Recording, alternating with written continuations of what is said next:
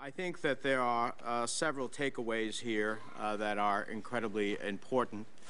One is that we have to look at the totality of the threat environment versus just looking for a specific credible threat when we are thinking about the protection of our foreign service personnel, and I see that we are moving in that direction. The other one is the changes in the department to have clear lines of authority and responsibility for security matters instead of silos, looking more at a horizontal nature, and I understand that that is underway. A lot has been said about resources here. You know, Secretary Gates used to famously argue that there are more people in military bands than in the entire Foreign Service. It seems to me that surely we can find the funds to protect our diplomats who serve on the front lines. I am concerned when the ARB says that the State Department has been engaged for years in a struggle to obtain the resources necessary to carry out its work, and that has conditioned the thinking of some in the State Department that it is imperative for the State Department to be mission-driven rather than resource-constrained, particularly in increasingly risky parts of the world. So I look forward to immediately working with the ranking member and reaching out for Chairman Royce to get that transfer authority within the existing budget.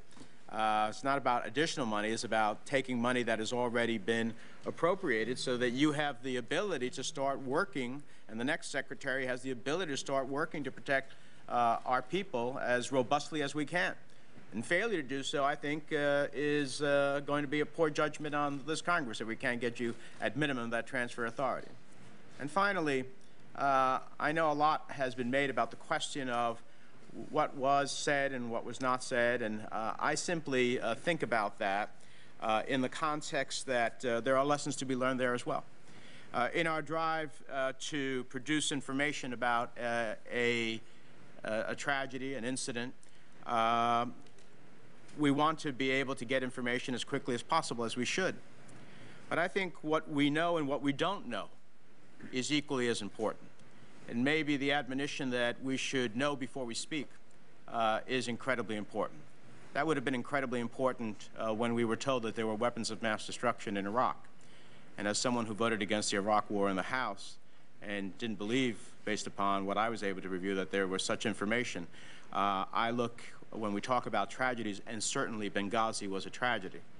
When we lost 4,486 American lives in Iraq, and thousands who have been injured and changed their lives forever and increased the influence of Iran, I think, from my own personal perspective, that was truly a tragedy. And so there are lessons to be learned here.